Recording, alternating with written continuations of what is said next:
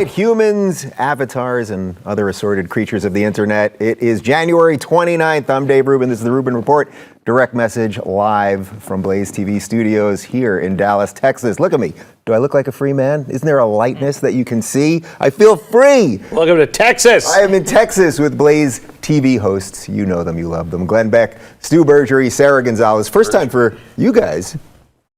It's Burguiere, and nobody can ever say No, it. I thought I was so doing we always say no. We always everybody always introduces him, and it's a new way every time. No, I only have one thing on the prompter, which is the name. It is. Even though I know your names, But that's not. I mean, Burguiere. it is. That's what it's it spelled, that's what but it's it doesn't look like that. Burguiere. This is every time I got called to the nurse's office back in I middle actually school all over intentionally again. did that because I was trying to give you a little more cultural significance, like Thank you. some sort of. We have a foreigner with us. Yeah. Otherwise, Canadian spy. otherwise they're going to say I got Gonzales, but go. still it's like No, not the white. Right. I've been told I'm white passing, so White there you passing, go. exactly. It's actually Gonzales. How'd I do on Beck? Beck is great. Beck pretty solid. Only Nazis would be able to pronounce a German name correct. The hard Correctly, case. yes. You know? All right, guys, these are my notes today. I got nothing because I thought if I can't figure out what to talk to you guys about for a half hour, then I'm not worth my salt. So. We are in a crazy time. I've done shows with all of you guys in the last couple days about everything.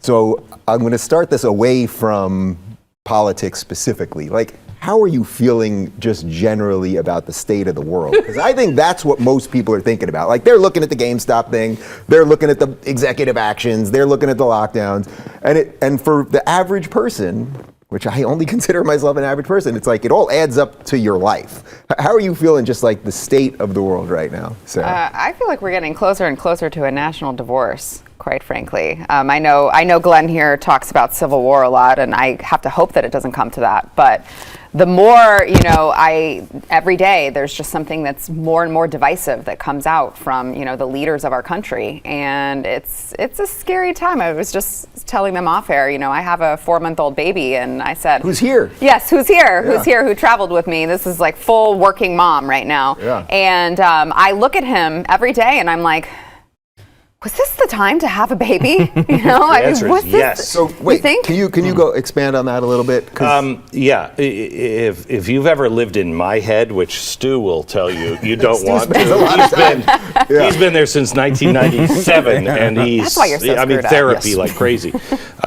It's a dark place where we're headed, and I have to tell you that I believe in God, but I also believe in man. He will find a way to survive in the worst. And if you think of what people went through in Poland, and real oppression, real gulags, all these things. We're talking about digital gulags. Yeah. They found a way to communicate. They found a way to spread the message. They found a way. We're not even close to that. And I think that with what we saw with Wall Street, that's telling a lot of the people, especially the people who watched their parents go through 2008, maybe lost their business, lost their house, whatever, lost a lot, lost their jobs, and they saw the big banks being bailed out. Then they've seen it again with COVID. All the big guys get bailed out, but mom and dad lost their jobs, lost their fortune. Those people who have seen that, they know it's the big players that are the problem.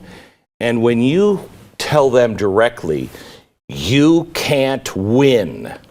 You can't win because we will take away your tools. The 20-somethings are not people like me who I'm like trying to figure out the remote control.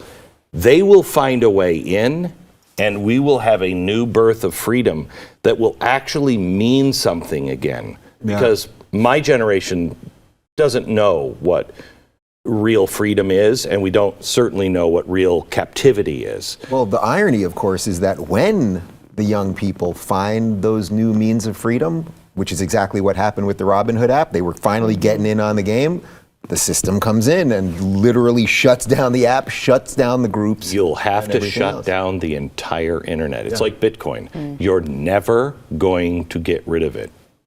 How are you feeling on that uplifting note? He's always inspiring. Always makes me happy. That was my best shot, guy. At the It end, all goes downhill from there. at the end, you'll never succeed. Okay, that felt pretty good. No. I mean, you meant that they'll never succeed. they'll never succeed. They'll never You can't shut Yes. freedom down. Yeah. I think you could look at the world and see an unending hellscape pretty easily. I think the best way to answer that question, though, is to make your world smaller. The small we were on vacation over Christmas break, and I almost pulled a Rubin. I almost went full Amish. And you should. Yeah, and I try to disconnect as much as I can, and you know this better than anybody. You pull yourself out of this world, and you start thinking about your family and your friends and the things you enjoy.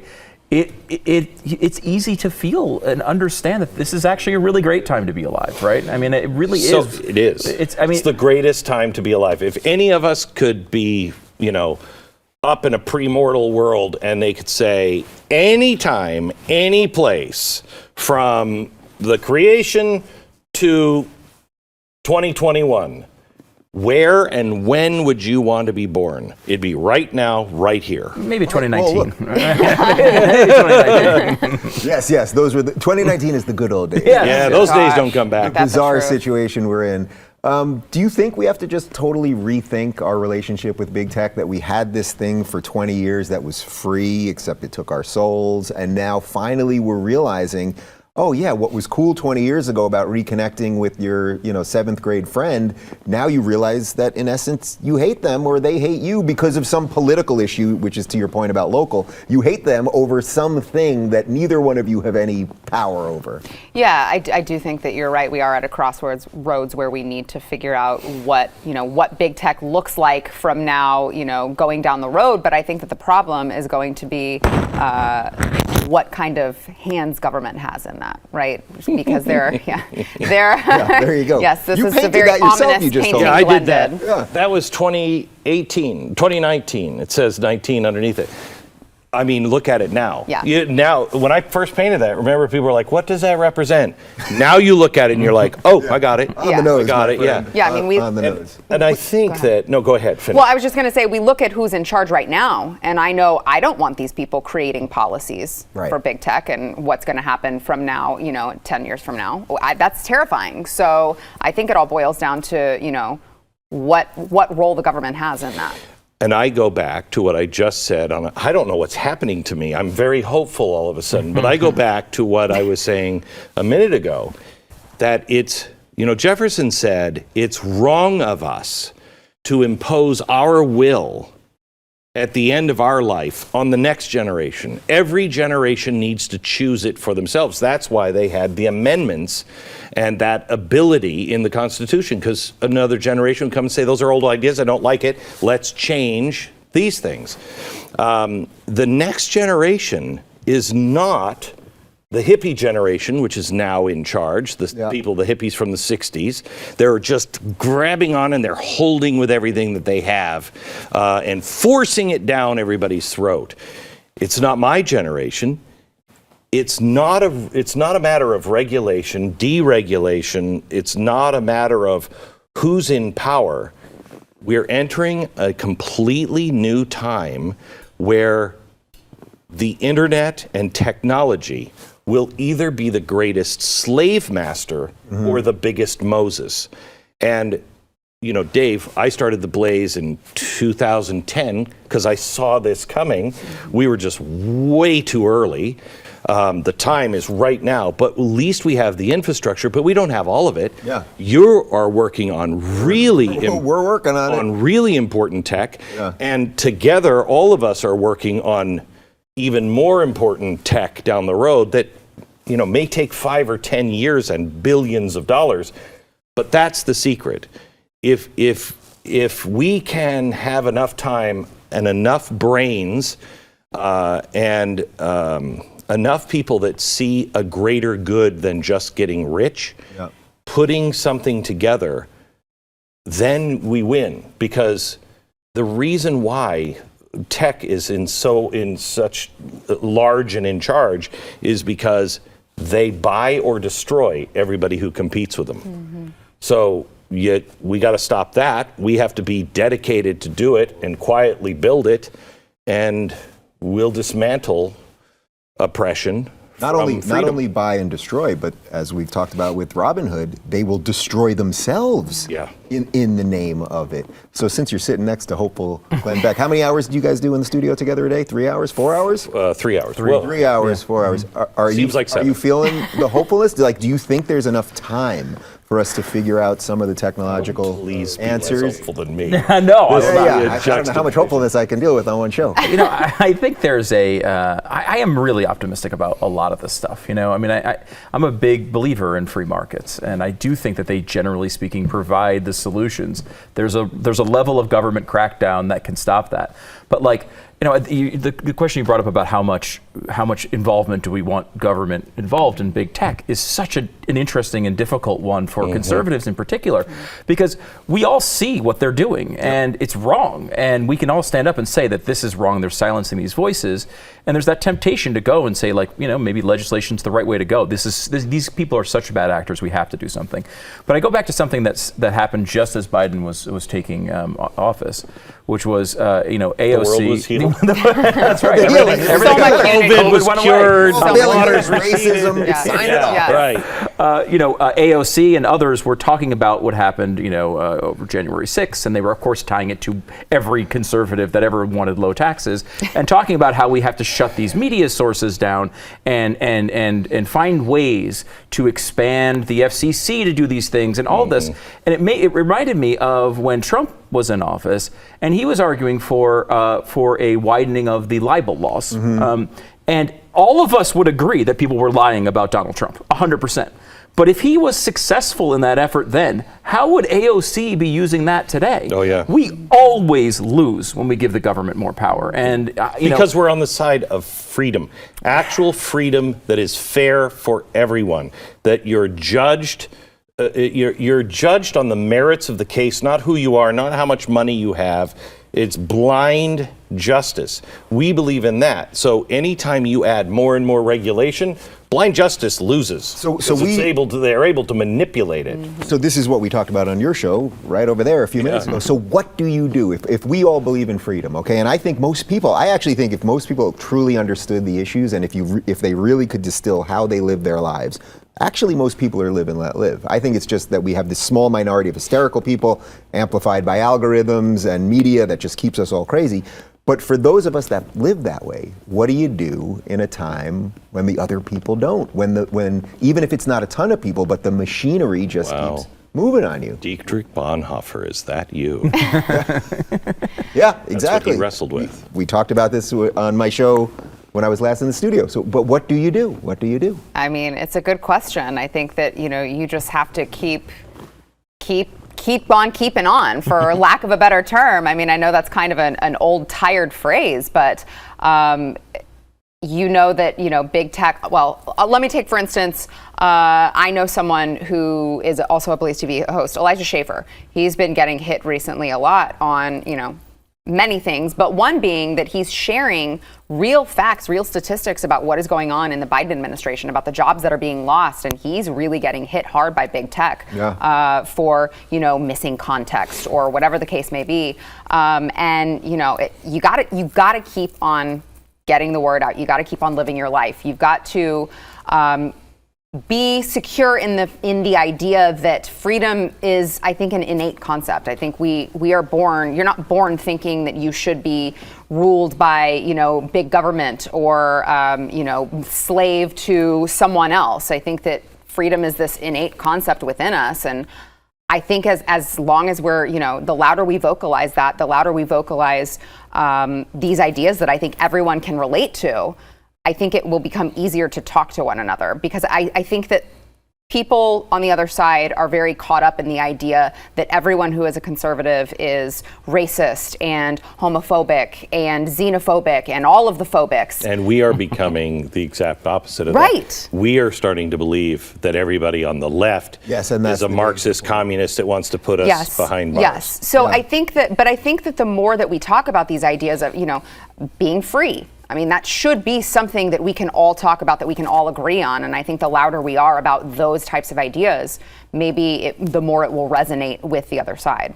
Yeah, what do you think about that? If you're generally a freedom-loving person, how do you hold your stake in the ground and say and do exactly what you said before, which is, okay, I'm going to focus on my local community, I'm going to focus on my family, that sort of thing, if the other guy is just always moving on you? Yeah, it's very, first of all, it's very difficult, and we stay and we fight in all of these arenas as hard as we can.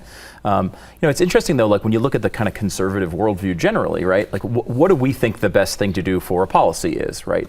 It's not go to the federal government and have them come up with this grand idea that controls all of it. It's local communities, and all the way down to the smallest community being your family, right? We tend to, when we get into political conversations, go up to that high level to try to think of like what's the right sort of grand unifying theory that will like let all of our little blocks come into place around the country. And we're seeing, I think, like you see during COVID, a great example of localism working, right? Florida and Texas are running their states a hell of a lot differently than California is, as I know you painfully are aware. You know that I had dinner outside? Well, I was actually inside, but I met some people outside and we went inside last night. It was incredible. How did that feel? It was very wild. foreign, right? It was like, that is crazy. I honestly feel like I'm on another planet here. I had dinner with you, 4 weeks ago? Yeah, about a month ago. And you were like a space alien walking in. You were like, I don't know what to do. I couldn't believe it. Yeah, you came and sat in. The first thing you said was, people are just out and I'm like, yeah, it's called America, dude. You're sitting at the table. You were by yourself at first week. I walk in. I'm like wandering, trying to find you. You're sitting at the table. You got your Diet Coke. You're reading, very relaxed. I'm walking in like, my God, is this real? Yeah. It was like we were all Disney animatronics, audio animatronics. Yeah, they've really, that Glenn Beck one's really good. Yeah, it's really good.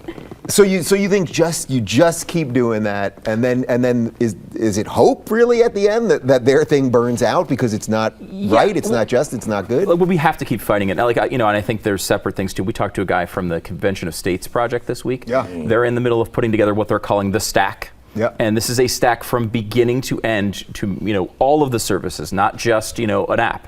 Right, like this is every service from getting on the internet generally at the beginning, ISPs, servers, everything from beginning to end to make sure that conservative voices can actually be heard. I do think that's a difficult thing. We are all so used to these big services. I think that's part of it. But I mean, generally speaking, like elections can be moved by Twitter, right? I think fundamental principles that last a very long time come down from how you teach your children, right? How your communities are educating kids, how your communities thrive, all together, people working together in those small groups. And that, I think, right, like Texas isn't Texas because, I generally speaking have good things to think about Greg Abbott. Like, some people are running against him in our company. But generally speaking, I like Texas. I like the way it's run. But that doesn't come from Greg Abbott, right? Yeah. That comes from the people who prize freedom, and it comes from a lot of people now who, like us, who were living in the Northeast and said, we got to get the hell out of here and get down there. This is a different nation than people in the Northeast. I have friends in the Northeast who went out to dinner just the other night in 8-degree weather outdoors, long johns, winter coats, sweaters, still freezing. Which, by the way, then they build outdoor things that technically become indoor things. Yes. They build these ridiculous things. By the way, I'm glad to hear that you allow a little dissension in the ranks. People don't have to vote for the same people. That's you really done it. Well, I've loosened up on that. Before it was my way or the highway. But you mentioned your belief in God before, and I've said on the show many times in the last year, I am more of a believer now than I've ever been in my adult life, and I don't think it's disconnected from all of this. Oh, it's not. Yeah, can you talk about that a little bit? Because I do sense that having belief is connected to the way you view government, the way you world. There's a great book by Ben Sherwood called Ben Sherwood, right? Yeah. Ben Sherwood called Survivors Club. Yes. I need a guy that sits next to me that I can just get all the. Well, we've been together for so long. It came out around 2009 or 10, somewhere in that area.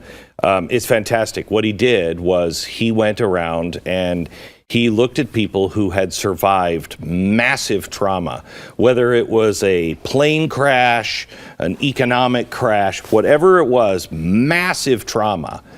Who were the survivors? And he found those who have faith in something bigger than themselves, a higher power of some sort, they survived. The other ones don't, because they just go dark inside and they just see no way out, no way to survive. Those who believe that there is a connection. So me personally, I've talked to Penn Jillette, is a good friend of mine, atheist, and I've said to him, Penn, you could be right in the end. We don't know. You could be right.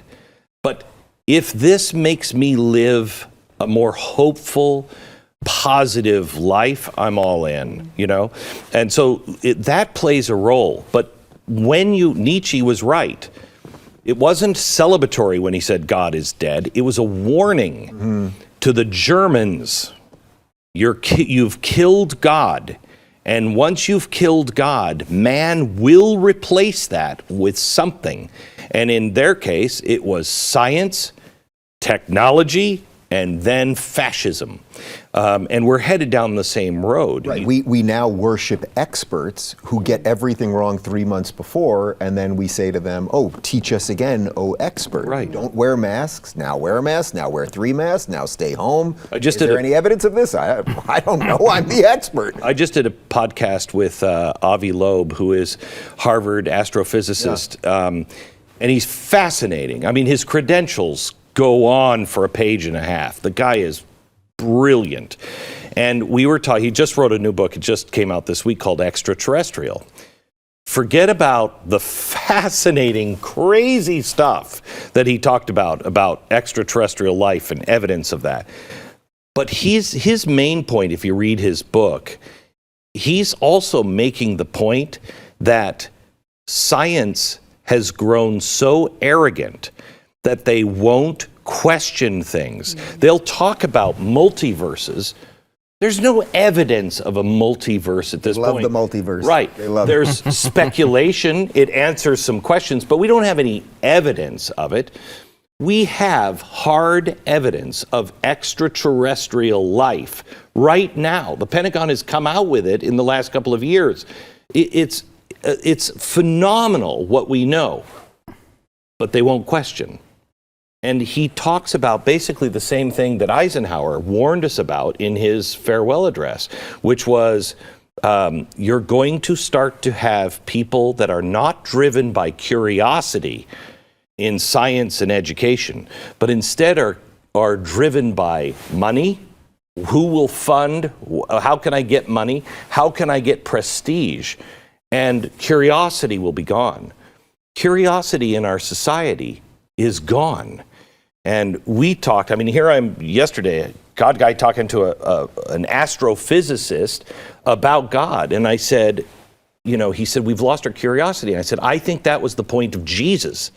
Jesus said, come to me as a child and you'll have everlasting life. Come to me as a child.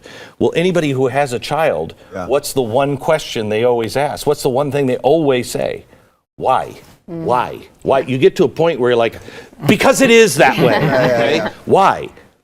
That's what we've lost. We've lost an awe of what time we live in, the things that we can do. I believe we're going to cure cancer in the next 10 years. Cure it.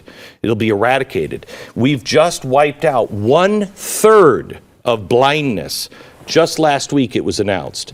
We can now take artificial corneas and replace them, and you have pure eyesight back.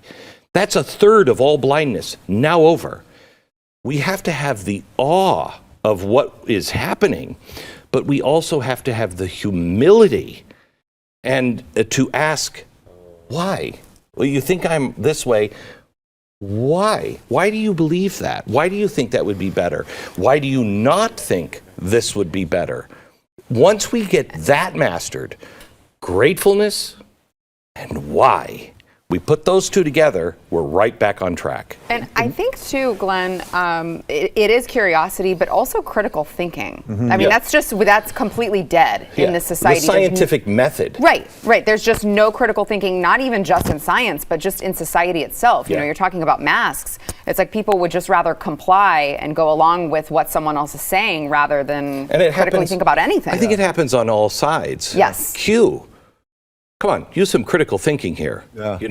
It's easy, it's it's an easy route to answer some questions that are keeping blocked, but use some critical thinking. And how many people even know what happened yesterday with Q? I don't. You told me the answer, Me this morning about the guy who came out. Oh yeah, it wasn't yesterday. So Okay. if the daily podcast from the New York Times, he forces me to listen to.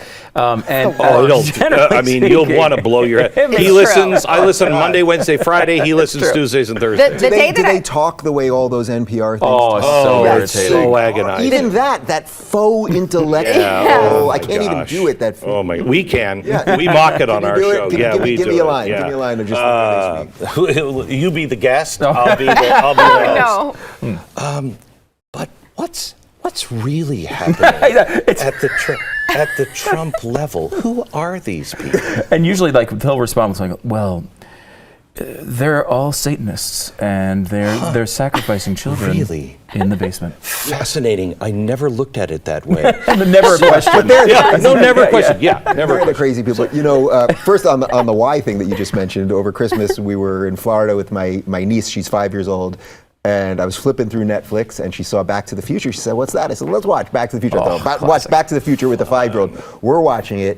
She had me pause that thing literally 50 Right. times to say why. Yes. Why? What? And then I It's realized by the end of it, greatest thing of children. well, because you know what happened by the end? I realized I can't explain anything in Back to the Future. I don't know what the hell the flux capacitor is. I thought I tell you knew. something? 1.21 gigawatts is a gigawatt even a value of something? I will tell you that because because I've gone through what you've gone through, what everybody of conservatives is now going through. Yeah. I was the test rat Yes. for that system.